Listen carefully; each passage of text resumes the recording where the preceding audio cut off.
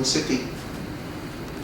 It was a protest, and the protest was that we wanted the armed forces, where we belong, to reform, because we were complaining about corrupt generals who did not care about their men. We were complaining about the outdated and old weapon systems that we had, because we were putting our lives on the line and we were not being provided for properly. They said that we committed a crime, and that's why we accepted the fact that we were thrown into jail. I spent 5 years in jail. Our leader spent 7 years in jail. 3 out of the 7 years that he spent in jail were already a senator. So when he was elected senator, he was still in jail. But the people voted for him, and the people voted for us as well. So we were quite surprised. So we thought that our issues were mainly about the military, but our people identified with these issues, the corruption and the need to reform not only the military, but more importantly the government. So that was our reform movement. That reform movement, which grew out of the military, is now a nationwide reform movement. As a matter of fact, we have set up a political party to pursue the reforms which we espoused in 2003. Now, if you ask me, did I learn anything while I was in jail? Well, first of all, I pursued my master's degree while I was in jail. That would have been my second master's degree if not for the fact that the last semester of my master's degree was a thesis semester. So I said I cannot finish it because I am still in jail. So I waited until I got out of jail to finish it. But surprisingly, after I left jail, I was granted a scholarship in what used to be the premier management school in Asia, Asian Institute of Management. I was happy to get a scholarship there. So instead of finishing my previous master's, I took up another master's degree, which I finished. So every time people ask me about my experience in jail, I always relate it to a wilderness experience. Young people like you should never think of getting themselves into trouble. That's my advice. But in my case, I got myself in that situation, but I was made stronger by it. So I always tell people that you don't have to go to jail, but you will experience a similar situation where you feel that you are in the wilderness.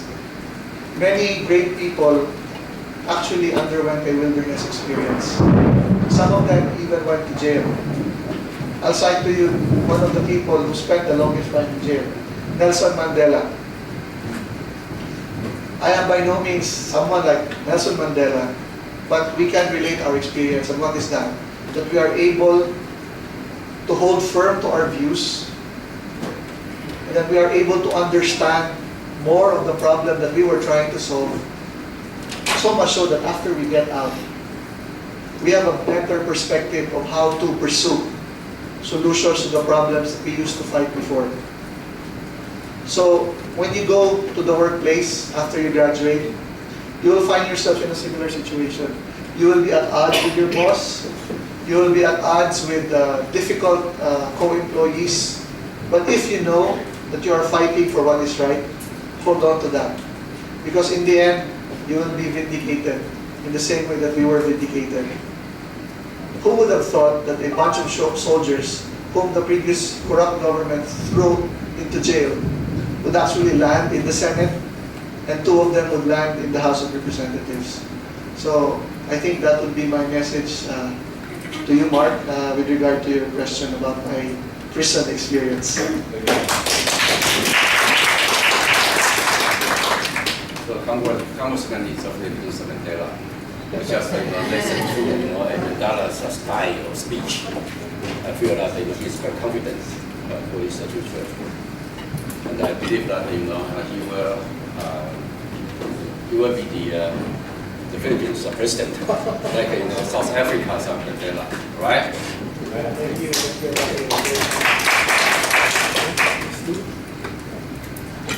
Since Philippines asks for big amount of labor to the world, and I would like to know if there's any welfare policy for those laborers. Our overseas foreign workers number in the millions already. The Philippines is one of the countries who have the biggest overseas worker population. Actually, I'm not happy about that. Yes, honestly. Because your people are supposed to stay in your country. Because aside from working, they're supposed to take care of their families. I have always talked to our government agencies and have told them, have we quantified the human cost of family separation? Because while we may be proud that our countrymen are working abroad and they are actually supporting our economy with dollar remittances, I am afraid for the human cost. And we will see this human cost a decade from now, when the children who do not have their mothers or their fathers raising them will grow up to be problems of society. That is my fear. Now, as to the agencies in charge of their welfare, there are two agencies. One is the Department of Foreign Affairs, your counterpart of MOFA.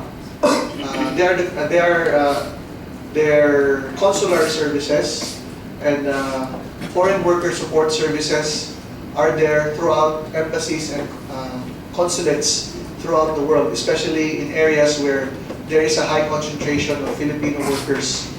Another department of government which takes care of their welfare is the Department of Labor and Employment.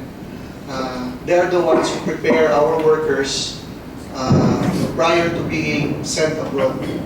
So these two departments are very much active in taking care of our foreign workers. And below them are bureaus which have specific functions.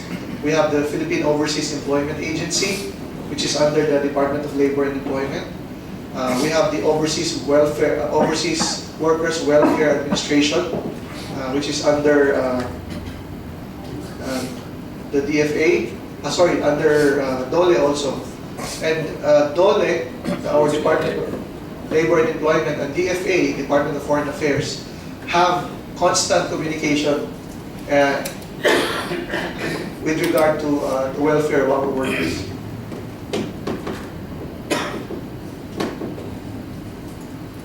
Yes, Ms. Wu.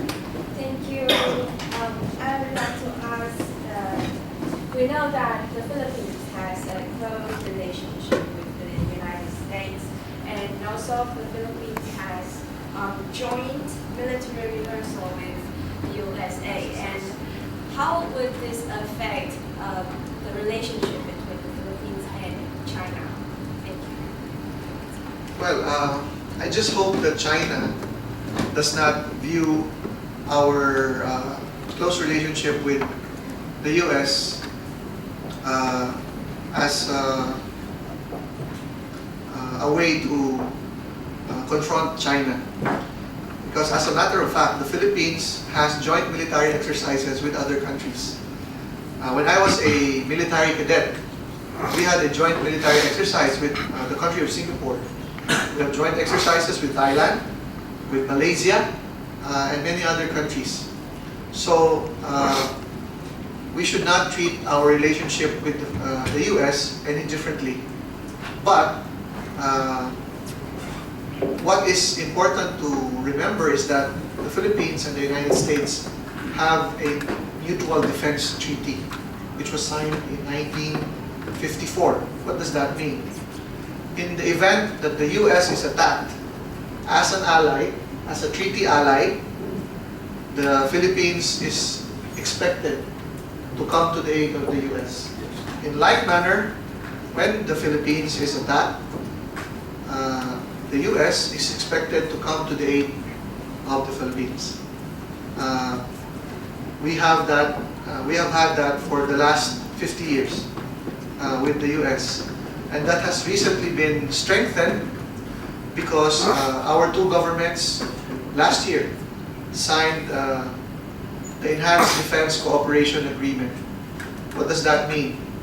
That there will be regular joint military exercises between the Philippines and the Americans on a year-to-year basis. And hopefully this will not be construed as preparing for a confrontation with China, because honestly, as a policymaker, I myself do not recommend that we go to war with any of our neighbors. It's the worst policy to pursue. And I think it is incumbent upon both nations, both Philippines and China, to find a way to settle our problems peacefully. Yes, Ms. Lu? Hello, and today we say in the Philippines, and we see that the traffic jam is a progress, yes. And I think that is a cost for the country, and the actual time and the oil price they need to spend on this. So I think they must have some solution, like how about the tax on the car, or the budget on the structure, the main streets, and do you have any solution for the problem? Thank you. Thank you, Ms. Lu. I'll tell you how bad the problem is. Okay. According to a JICA study, are you familiar with JICA? It's the Japanese aid agency, Japan International Cooperation Agency, JICA. They came up with a study, and JICA said that because of the traffic in Metro Manila, the Philippines loses 2 billion pesos a month in productivity costs. So that includes lost time at work, additional fuel costs, so on and so forth. So that's how bad the problem is. Now, why did we come to this problem, this massive traffic problem?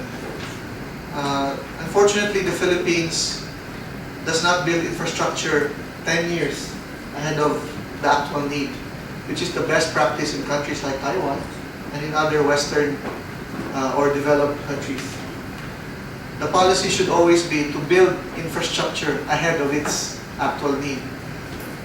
So what I mean is, whatever number of vehicles and people traveling today, we should have built it 10 years ago.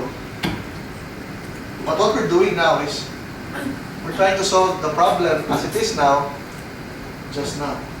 So by the time we solve it, the problem would have grown already. So, do I have a solution? I wish. It's so complicated.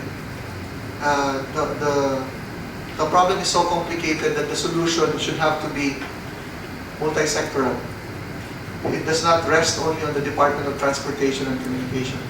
As a matter of fact, as a legislator, I have proposed through legislation that we build a new capital city. Because what the capital city is now, it's already congested. You cannot build around it anymore because it's overpopulated. There is no more land to build new roads.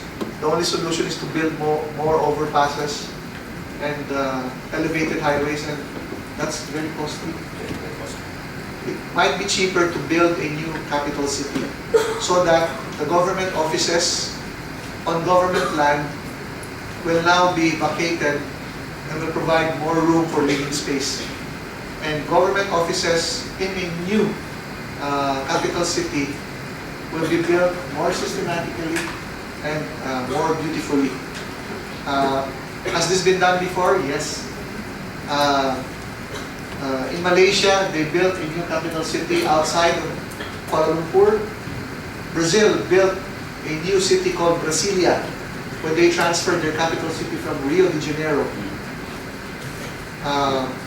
Australia built a new state in their country called the ACT, or Australian Capital Territory, where the capital of Canberra is.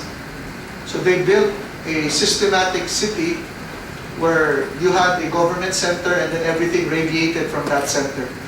So we're trying to think of a similar solution here in the Philippines. So if that happens, we will decongest Metro Manila. We will now be able to build new roads and new infrastructure facilities for transportation, and hopefully relocate some of the housing settlements here so that we can decongest Metro Manila, because before we solve the transportation problem, the traffic problem, we will have to rearrange the entire metropolis.